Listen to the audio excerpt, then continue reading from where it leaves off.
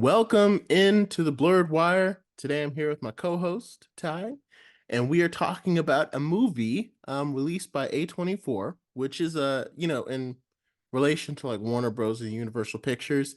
It's a much smaller movie studio known for releasing more kind of like indie, like lower budget kind of movie, not lower budget movies, but not like blockbusters. They don't do a whole lot of blockbusters, I guess is what I'm trying to say. And they just released a project called Civil War starring Kirsten Dunst. And so we're just going to dive right in and talk about what were our thoughts about it. What did you think about Civil War? I thought it was a really weird follow-up to Captain America Civil War because there were no superheroes in it whatsoever. They cast Kirsten Dunst to not even reprise her role as Mary Jane, Like it would not make even sense. MJ. She's Yeah. still a journalist, but you're not going to call her MJ? Yeah, that didn't No. really make a whole lot of sense to me either. But it's whatever. No, so I was actually following this movie a bit before its release Mhm. because of Alex Garland, the director. I love Ex Machina, one Okay. of his earlier films. That's the one that probably put him on the map a little bit more. And then the follow-up, Annihilation, was I think a little more flawed, but it was fantastic. Really creepy sci-fi imagery. And so I was very intrigued to see him tackle this very like almost modern day feeling um political political war driven movie that Mhm. isn't focused on the actual politics and more focused on the people that live through it. And as we'll get into further, I think he does not stick the landing. The landing. And Yeah. and in a as a whole, I think this movie is very flat and I don't think like it has no teeth. No Like it teeth. feels Yeah. that feels like it's building up and pointed to say something, and then when you actually watch it, I don't feel like he actually says anything at all, and it's really disappointing. And it's sad because it has a strong premise. I think overall, I was able to still come out of it enjoying it and being like, okay, like I enjoyed that movie. I don't think I enjoyed it as much as I thought I was going to. And I don't think I enjoyed it as much. It was kind of like, because like I was watching it and I was like, oh, this is good, this is good. And as it got towards the end, it just kind of felt like I just went down. And I was like, oh, okay, this is how it's gonna end. And it felt like it was really good while watching it, especially because it's interesting watching the perspective of the press from the war. Yes. And I don't know Yes. if this is how it goes on in most wars, but it's very interesting because like the soldiers are literally fighting in a war, and then they've got these press people with cameras who obviously have no training or military experience at all, just trying to take pictures, and so they're trying to like protect them while they're shooting at the enemy. And for the press, it could be, and since this was a civil war, for the press, they could represent either side. So it could either be, on the in this movie, it was a fight between the US government and the loyalist states versus the mainly it was the Western forces, The which Western. was Mhm. California and Texas. And I Mhm. mean, California and Texas are big states, but also it's kind of like I don't know how realistic it is that like California and Texas teaming up would like be a threat to like the rest of the United States. Yeah. Maybe, but Yeah, and that's something that I really so in watching interviews for, creating this movie, something that's really interesting is that he wanted to try to make this because it feels very politically divisive, and especially from mhm. the trailers and the mere fact that it's titled Civil War, it and releasing on a divisive election year in the Oh United yeah. States, it feels like from the marketing end, it felt like it was really banking on the political climate and like pressing into the fears that a lot of people have of the political climate of the US at the moment. But then going into the movie and watching some of his interviews, he tries to make it neutral. He tries to stay apolitical throughout and present it strictly from that journalistic point. Perspective. Yeah. And I think there's parts where it really works well, but for the most part, I think it really tones the movie down. Like Hmm. it really takes it out. Like I really enjoy there's scenes where, our caravan of three journalists and one up and coming journalist Hmm. who's very green to the field are all they're trying to make it to DC to get an interview with the president before this inevitable capture, before the Western forces capture him. And they're Hmm. trying to get an interview with him. And all the while they're going through these little vignettes, these little pockets of action throughout, and little parts of middle America on their way to DC. And in these action scenes, it's really fascinating the way that they're shot, because they're not shot in a way where you can really tell who is on what side. You're just Yeah. thrown into action and you see somebody over there shooting at you and someone right next to you shooting at them. And you're not told who is a good or bad guy. You're not told who is on which side. You're just presented the conflict. And in that sense, I really love the neutral stance it takes Hmm. with saying, there's no enemy in This this is not a, exact moment. There's just yeah. people who are fighting for their allegiances, and you're just stuck in the middle. You're thrown, and as the audience, you're thrown into these scenes. So you don't even have time to try to ramp up the escalation of like, oh, well, you started it, or anything like that. It's just conflict. What do you do? Yeah. And that's really interesting. I've never seen a director take it neutral like that. And I think it would have been a little bit more interesting because, again, it was, I feel like he wanted to go neutral, but I feel like after the movie went along, it seemed like he realized he kind of needed a boogeyman or something for people to like root for to happen at the end. And it's Mhm. like, because like by the end, it seems like the president was the villain. Like Yeah. he was an authoritarian figure. And I would have preferred it if he just kept it like for the first half, I was thinking that the villain was just war itself. And I Hmm. thought this movie while I was watching it because I wasn't really it didn't really like they talked about the Florida Alliance and the New People's Army, and that was a little confusing because I kind of thought it was just like a North versus South thing. Hmm. And then they or like a East versus West thing is what I kind of thought they were going for. And Right. then I realized that they split into like four different, but the Florida Alliance and the New People's Army doesn't really come into it. It So doesn't. it's kind of confusing on that front. And the But movie I doesn't take time to explain the lore of how we got to this Yeah. point. It's And that would all. have been really interesting Hmm. to delve into. And like when they were talking and having conversations, like, there was a lot of exposition in this movie, a lot of talking, a lot of deep conversations. Even if you didn't want to make a movie about the lore, having them talk about and reference like what were the political things that kind of broke apart. Because from what I got in this movie was just basically the president decided to stay for another term and turn it into an authoritarian government. And it's like, okay, Right. well, of course people are going to rebel against that. Of course it's going to cause a civil war. Like, Right. it kind of because I thought this movie had a chance to be like a really almost powerful message Hmm. to, again, don't want to get like political, but like, where the country could be headed because people are very divided right now. It's an election year. And it's like, as it grows, if it grows unchecked, this could be the reality. And our enemy would no longer be like, people on both sides often see like the enemy as the person in another party. And it's like the enemy could just be war itself. And next thing you know, like you have just all this destruction and chaos and widespread suffering. But like I said, it feels like he just kind of decided Nick Offerman is who played the president, who did a pretty good job. But Hmm. he just kind of decided that like, yeah, Nick Offerman is the villain. And I really think like there's not even enough time trying to then humanize the soldiers who are fighting for the loyalist state, and Hmm. trying to humanize them in a sense of they may not agree with the government of what it's become, but they're, say, fearful of wanting to provide protection for their family.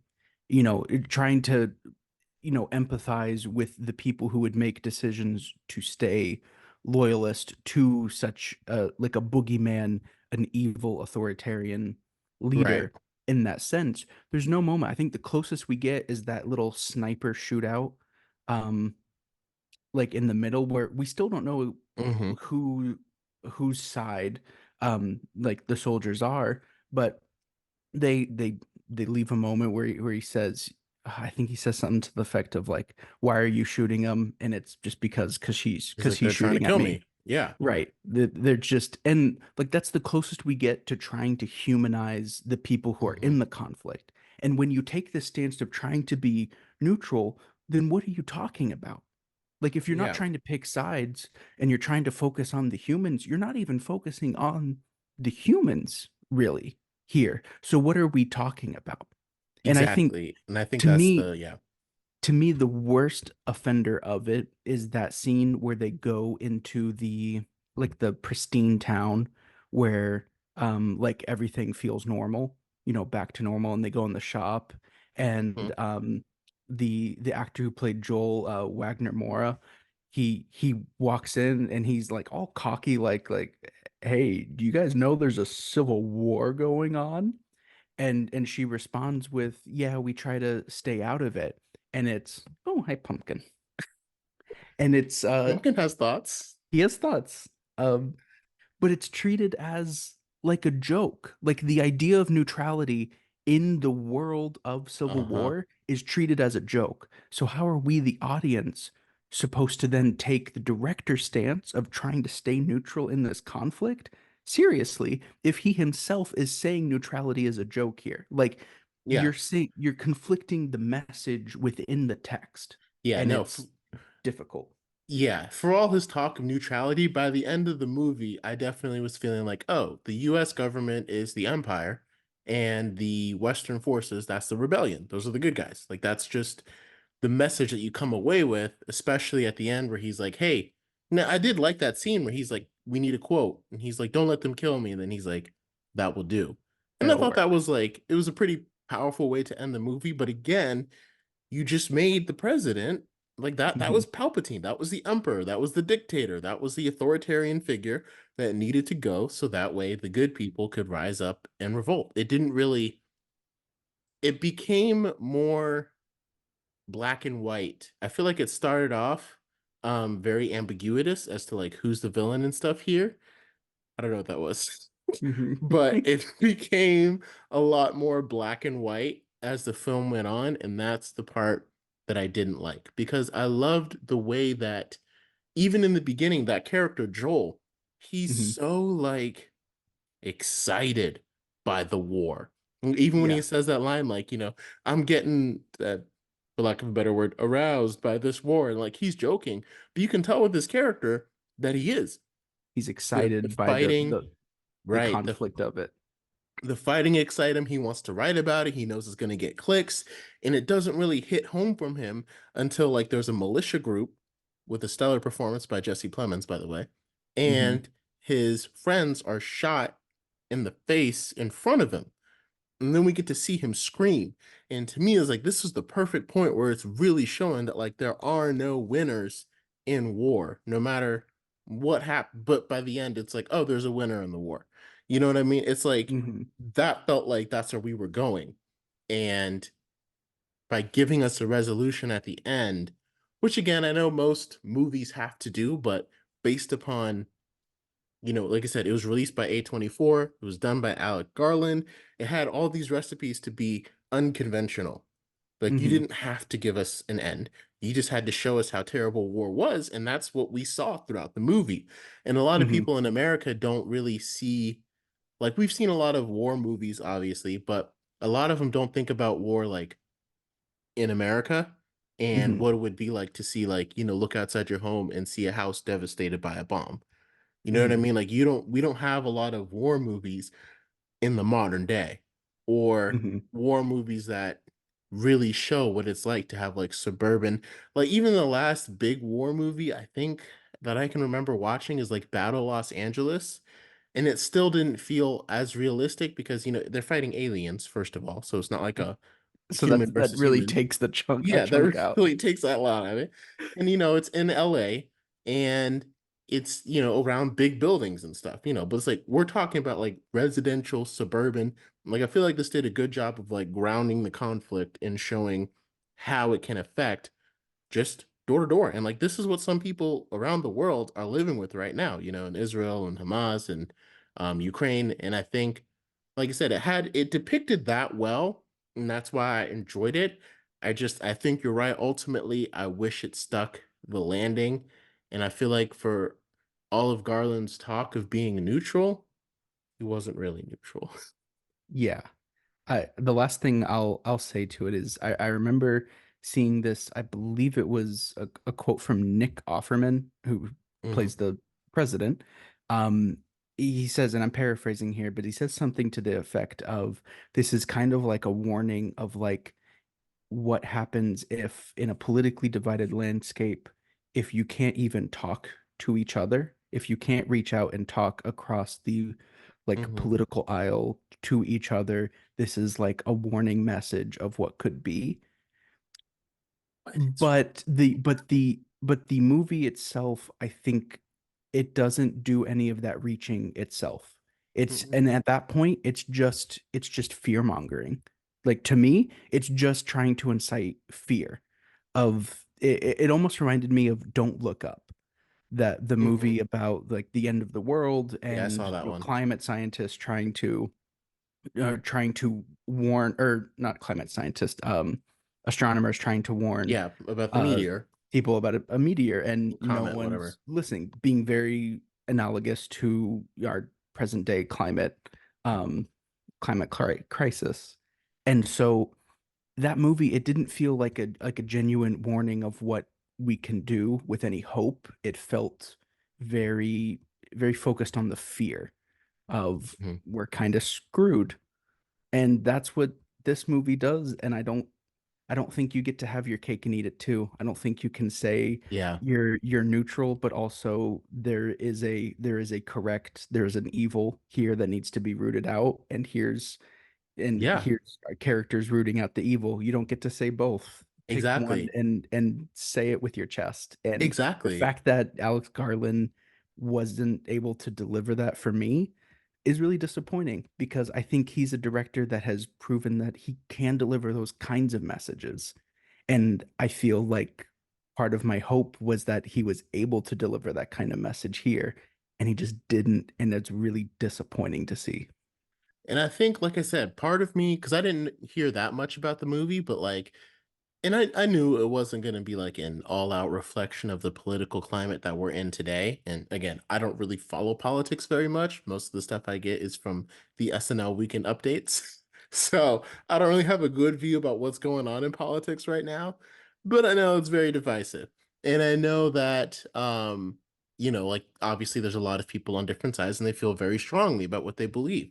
But especially once this movie started and it told me that California and Texas had teamed up. I feel like that was the first clue that's like, this is not really a realistic depiction of where we are today. Because I don't Yeah. see any world where California and Texas have the same values. Like, if anything, it should have been like California versus Texas, and all these states just joined based upon whatever, and we had a civil war like that. So, Right. uh, But hey, if yeah, they're not going to explain how those things came to be in the movie, oh well, we're just we're not really gonna get it. Yeah. forget us for thinking we're trying to understand. Hmm.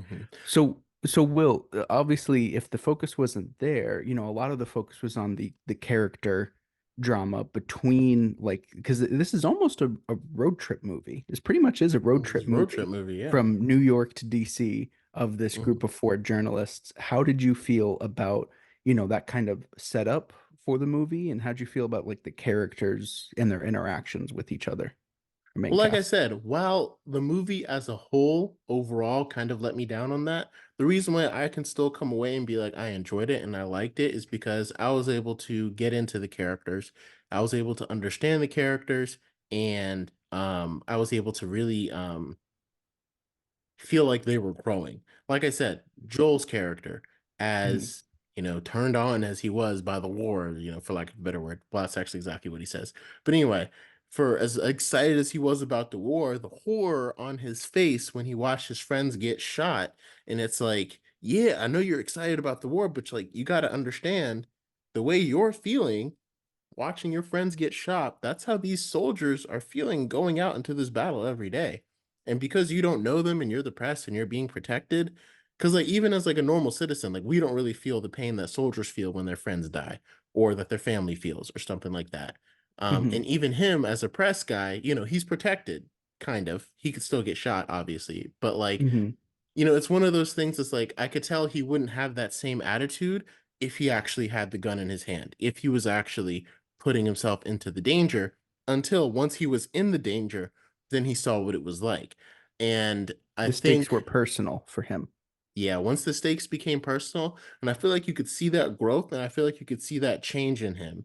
Because for Mhm. the rest of the movie, the way that he talked about the war, again, it wasn't like like like people used to say that before World War One, Europeans had like a romantic notion of war. I've just heard that before, like read in a textbook, where it was kind of like full of honor and like war is a good thing, and then it's like after all these millions of people died, like that persona kind of wore off because reality Mhm. set in. And I feel Mhm. like watching reality set in for him was really powerful. And I Mhm. liked seeing how much better the young journalist got at her job, how much Jesse. stronger she got. Yeah, Jesse. And I think it was culminated by when Kirsten Dunst got shot right above her and she just took a picture. Mhm. And it was like, wow, like It it was was a kind of horrifying almost. Because it hor was like, but it made for, and that's one of the things I loved about it yeah. is it made for a great character turn because Kristen Dunst's character Lee, um Jesse, they're like making the final push, right, like the president is just behind the door at the end of the hall, and like Mm, there's a group of Western Front soldiers who are making the push, and the three survivors are there making the push, and Jesse leaps out into a hallway to get a shot, and Lee, Kristen Dunst's character, sees it, and she jumps in front of the bullets to save Jesse. And it's a great callback because as Lee is falling forward, Jesse is capturing pictures of her death in real time. And it's a great callback because Jesse asked Lee the exact same question uh, of, if I died, would you have captured my picture? And it mhm. was this great word, like this great moment of growth without words for Jesse, because she has finally, at that moment, she became the kind of journalist that she looked up to. That, like, being able to stay calm under pressure to capture the kinds of images that move people Mhm. in an attempt to, maintain that kind of like journalistic integrity. And I thought that was a great moment in the movie even for as horrifying as it is in. Yeah.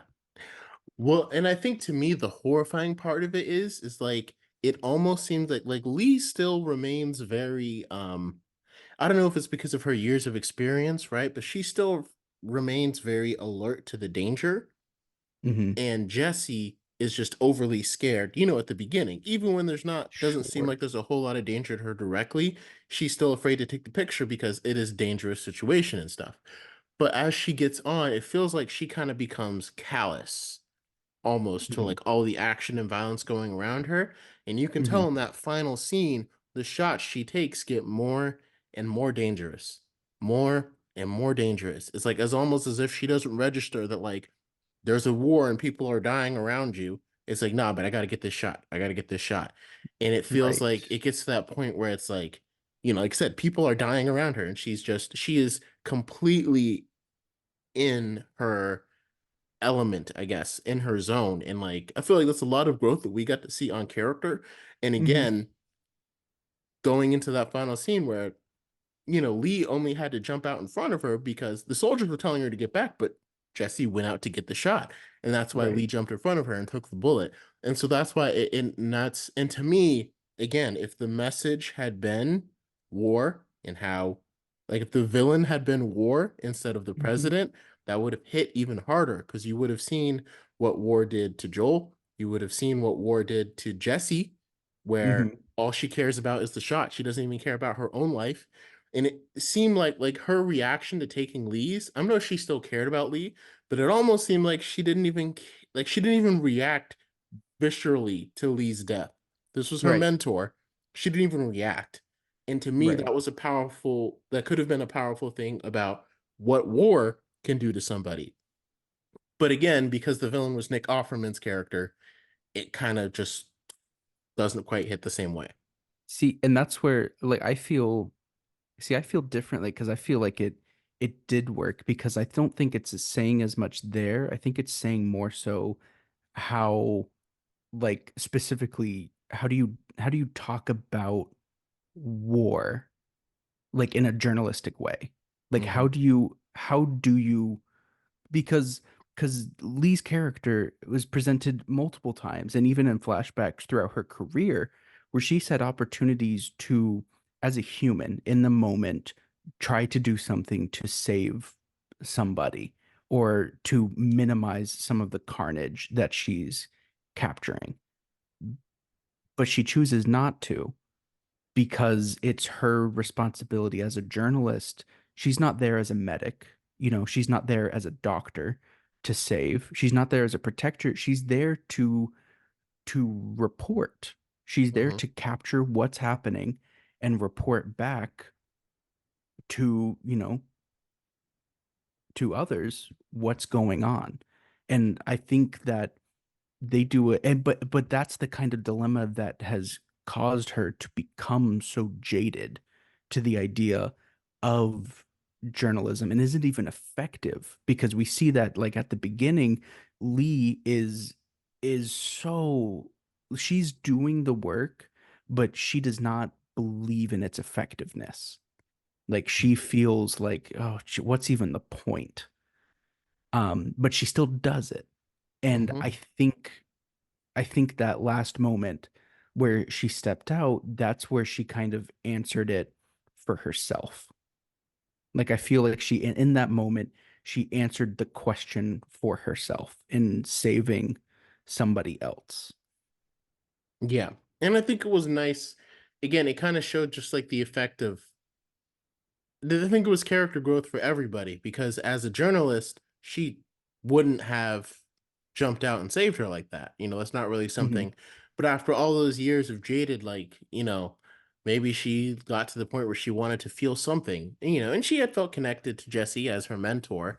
Um, but kind of it's interesting what drove her to jump out and save Jesse, which may have been instinct, may have been care, but again, that goes against what she's supposed to do as a journalist. That's, Hmm.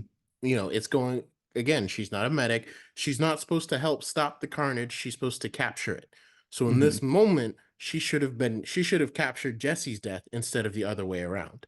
Hmm. Which again, it creates a very so I think the characters were done well. And I don't know if that and I think that's why I ended up coming away liking it. I think Nick Offerman was a little bit wasted. Not like in a terrible way, but it's just the president didn't get a whole lot of screen time.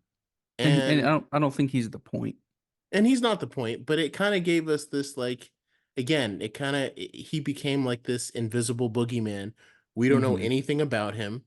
We just know that he took a third term and tried to turn the United States authoritarian. So it just And bombed civilians. exactly. And it feels like the less that we know about him, the easier it is to hate him. You know what I mean? Like the easier it is to make him there's no like nuance to his character. There's not like a lot of like we don't get to see things from his perspective, I guess is the proper way to say that.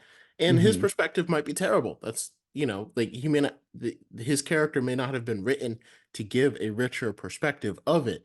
But to me, that's kind of my whole point and what I wasn't expecting. I was expecting War to kind of be the villain, and that's what it seemed like it was setting up throughout the whole movie. But then we just kind of ended up getting him as pretty Right. much the villain. So, Yeah, and back to the point of neutrality, how can you how mhm, can you sit there and try to make a stance of trying to make a neutral stance when one of the stances is bombing civilians, like innocent people, and try to paint that as like, oh, neutral. as neutral. How is that It's neutral? it's just you shoot yourself in the foot there. Yeah, I Don't think no matter. especially placing it in closer to modern day times Hmm. in the US, like if you're going to set, you just Icarus flew too close to the sun here. Yeah. The wax melted and he's falling because it just doesn't work.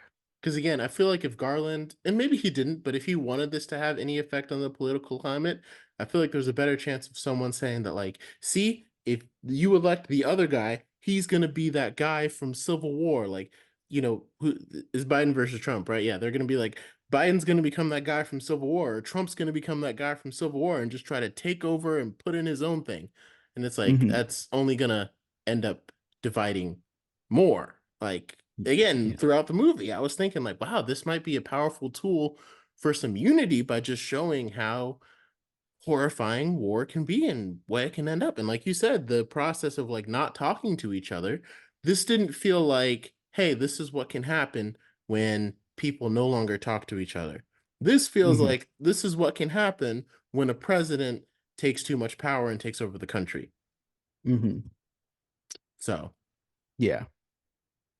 But I think the to jump trains a little bit, mhm, there's some really nice composition of shots.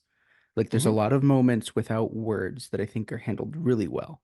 Like all every time we get a like a high quality, like journalistic quality photo of like a wartime moment, it does an incredible thing that I've never seen any other movie do, where in the middle of like action and combat, there'll just be a photo taken by one of our characters, and the movie will stop. It'll just be a still of that image for like half a second, no sound, no music, no nothing, and it's mhm. just the image and it sits with you, and then it's gone and we're moving. That's so great, and it's incredible. It puts you in the shoes of the photojournalists a little bit better because it's really capturing exactly what they saw, and for us as the audience it allows us to see what they were capturing for a Mhm. moment. Because I think without it, it, replace photojournalist with, like a reporter. And I don't think much changes, but having those really puts us in the shoes. Yeah, and I thought it had some really powerful and the sound design was stellar as well. I mean, like a lot of those scenes, like where a gunshot would fire out of nowhere, it let me out of my seat. Like I Hmm. was genuine, and it felt like he turned down, like he purposefully made the bullets sound louder than they usually do in movies. Because in a Hmm. lot of movies, like obviously bullet fire is a very common thing to hear, gunshots and stuff, Hmm. but you kind of hear them. There's a certain volume that they're supposed to be to make the rest of the movie. But Right. I feel like in this film specifically, he made those bullet sounds, or the sound designer like made sure that those would jump you out of your seats. Yeah. Especially either that or he created moments that were so quiet. Because again, there's not like a bunch of music going around with bullets fire. Like it would just be completely quiet, maybe some like ambient music, and then that bullet would just come out of nowhere. And that Hmm. was I mean, I And didn't like enjoy it while I was watching it because I don't like being scared like that, but it was a very effective tool and it accomplished its job. it punches really well. Yeah. 100%.